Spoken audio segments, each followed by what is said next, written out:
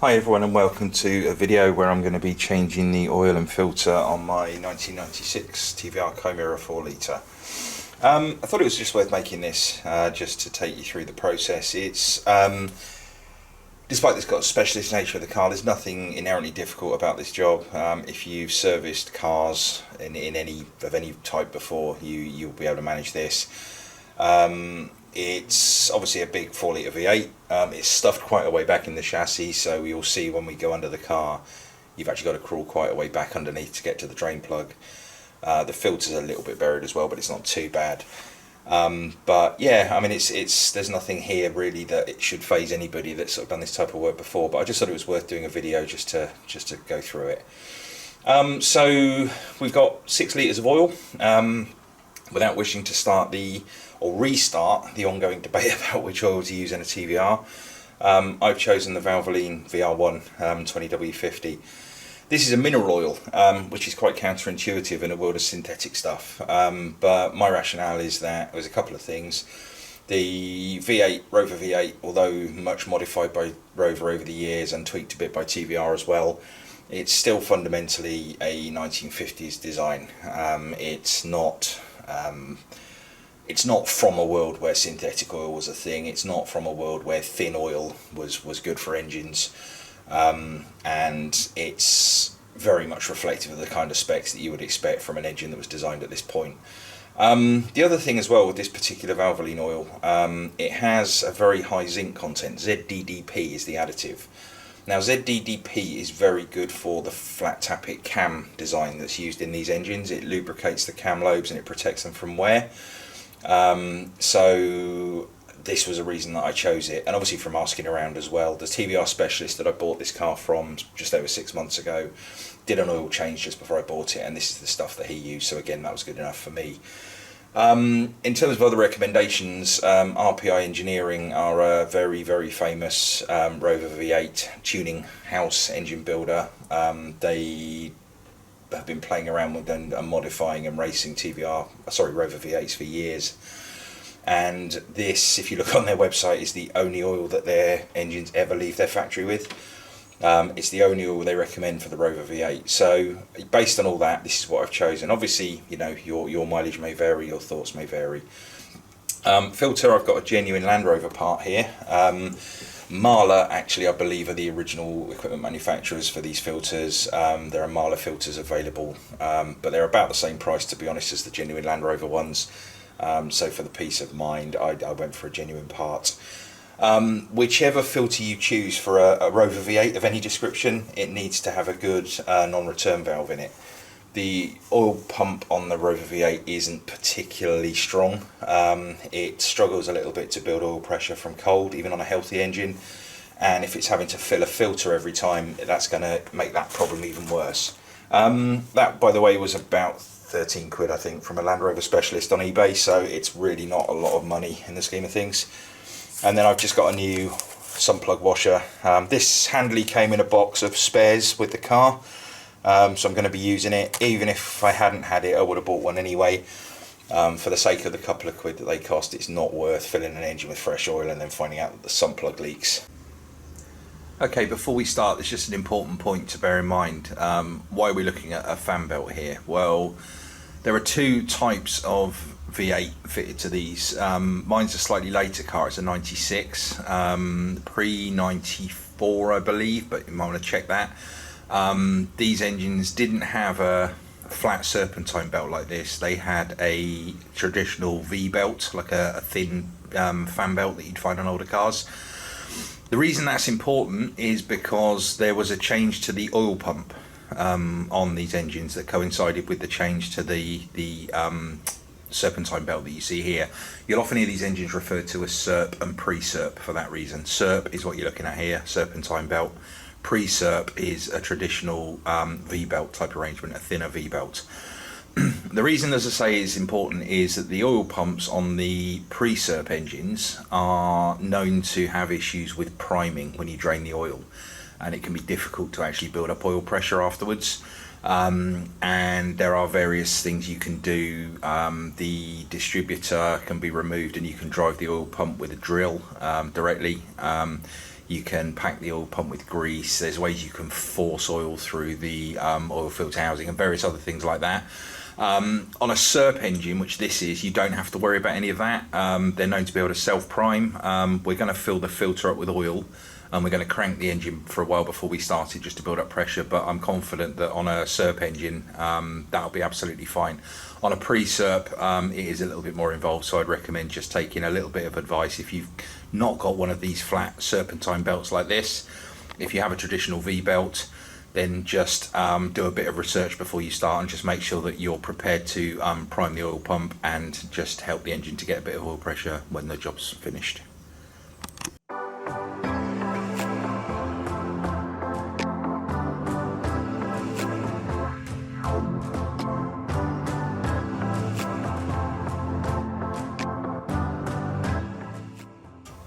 Now underneath the car, the drain plug is actually on the passenger side, and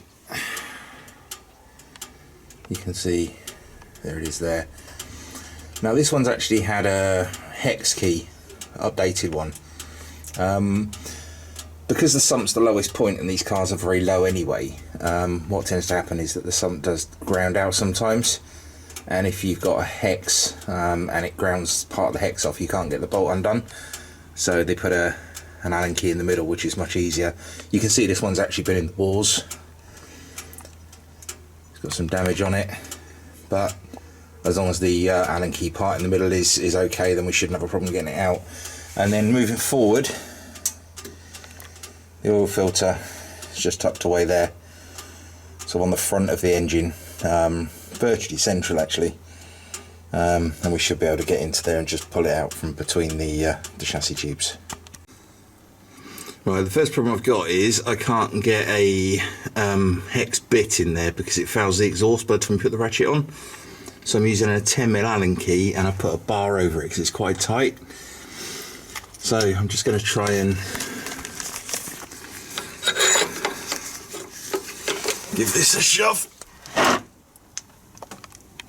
It won't move.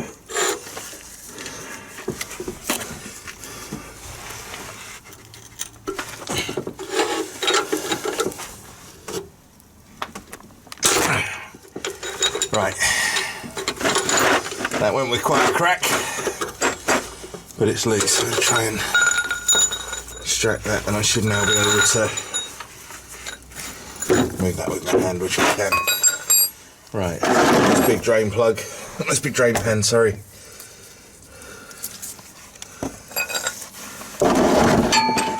is going to be really hot, so I just need to be a bit careful.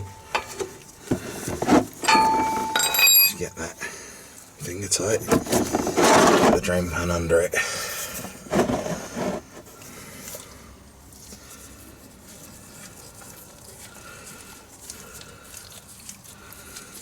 See how much of this can go up my sleeve.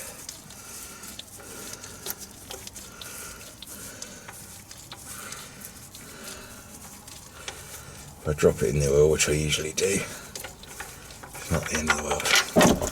And there we go.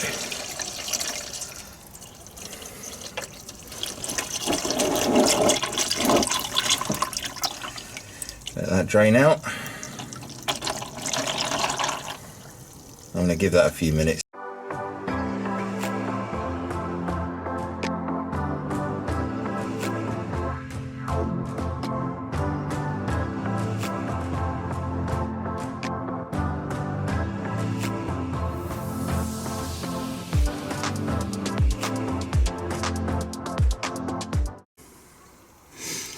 Right, the oils are now completely drained out.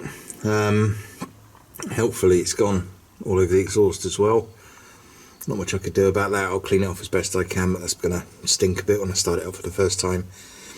So what I'm going to do now is just clean up around the mating face, just to make sure it's clear, and then put the new plug in.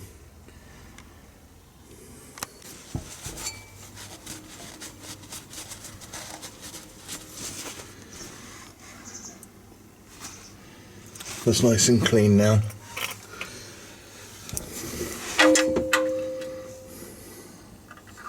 There's a strong magnet on there. In fact, it's such a strong magnet, it tries to can it actually catch on there? Some threads. Just do that finger tight. So you can see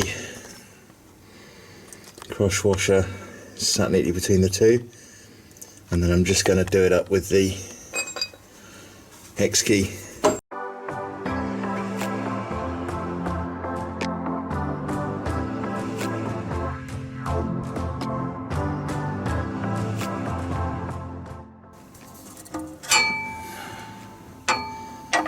The other reason these Allen plugs are a good idea, obviously we're on the left hand side of the car now, so the road surface goes that way as the car's driving forward, and if it catches a hex flat there, it can actually wind the sump plug undone, and that has happened to a few people. So this particular design is a lot better. As I say, it means you can get it undone if it gets damaged, but it also means it's much less likely to actually become unwound. And I'm not going to go mad with this. You can see the washer crushing.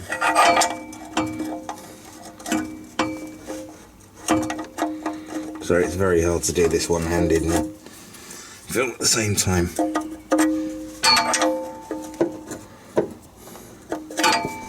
As much as I move that, it's still in the way. The last one. Yeah, that's tight. So it should look something like that. Okay, what I want to do now is just prime the new oil filter. So I'm just standing it in a clean container, put a small funnel in, and I'm just going to pour some clean engine oil in. This will spill as I try to fit it because the filter is at an angle, but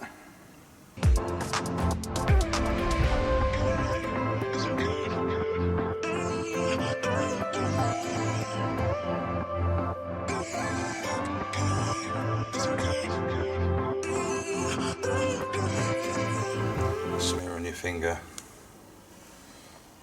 and just rub it around the new seal. Just make sure that's all the way, and that just helps the seal to seal on there.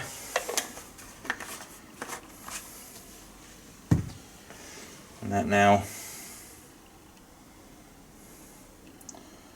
just sunken down. I'm going to put a little bit more in.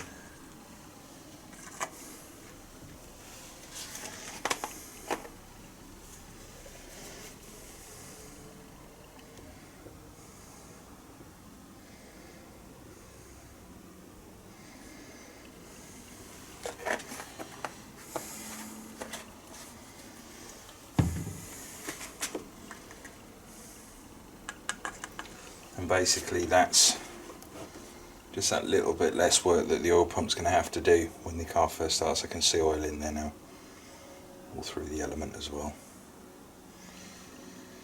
Perfect, let's get that fitted. Okay, it's actually quite a pleasant surprise. The oil filter is only hand tight. I managed to get it started just by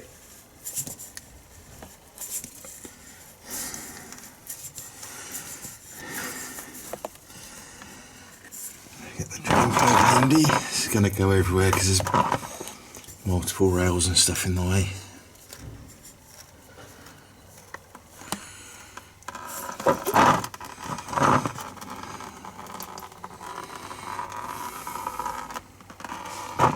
Yeah, it's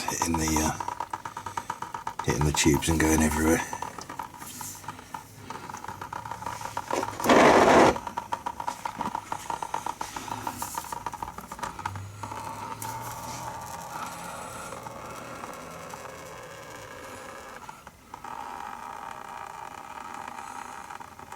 It does beg the question how I'm going to somehow maneuver a new one in here when it's got oil in it, but we shall see. Just unscrew. This is all very conventional.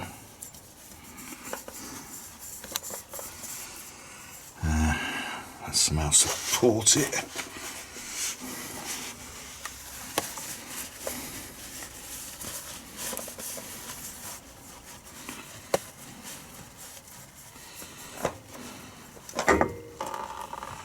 keep it upright if I can.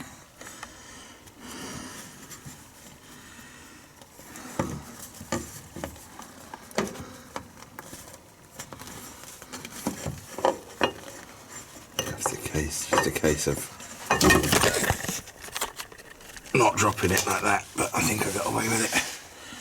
It's actually wedged there, and now I can extract it from the car. I'll just stand that up in the drain pan, and then standard practice when you do this, just clean the mounting flange there, just to give the new seal a nice clean surface to work on. Apologies if this video is not very good quality, but I'm on my back trying to hold a camera and do this as well, so I'm going to try now to fit the new one, hopefully without spilling too much oil.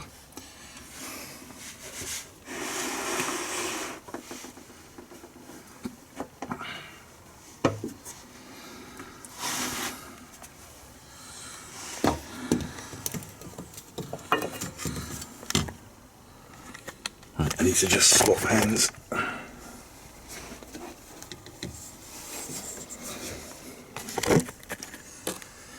That's actually fairly painless.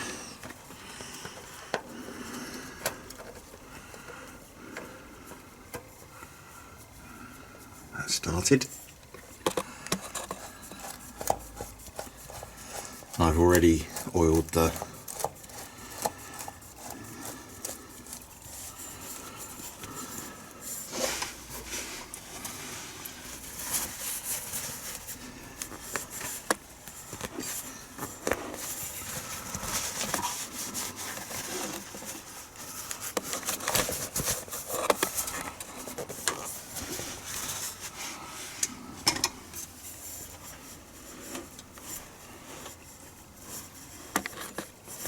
It's actually about as tight as the old one was. I'm quite comfortable to leave it at that.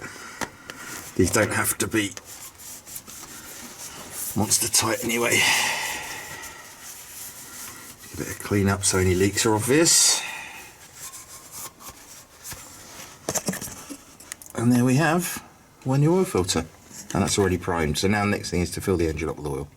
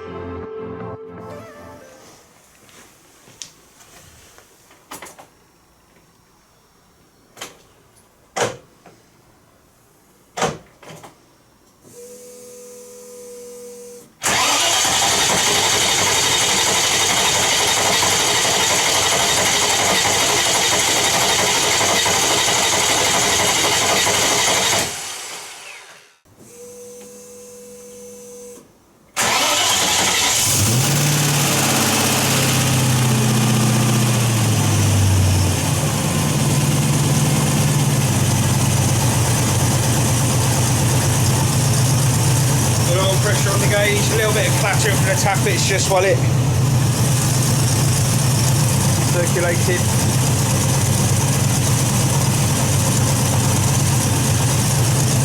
Sounds lovely. I'm just going to check now under the car just to make sure there's nothing leaking.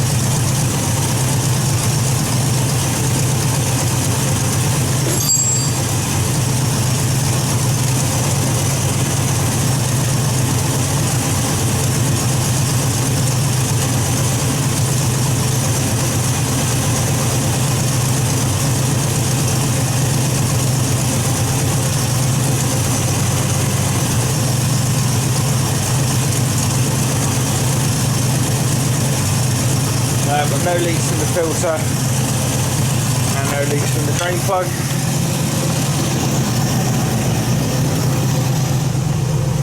I've got 30 psi. That under reads by about 10 psi according to my gauge. Oil lights out. Seems happy.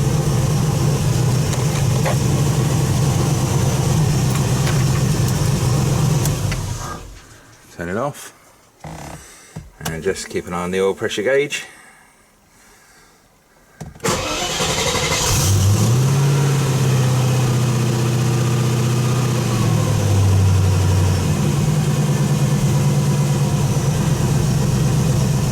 Yeah, happy with that. So I just need to get it off the ramps now and check the level properly.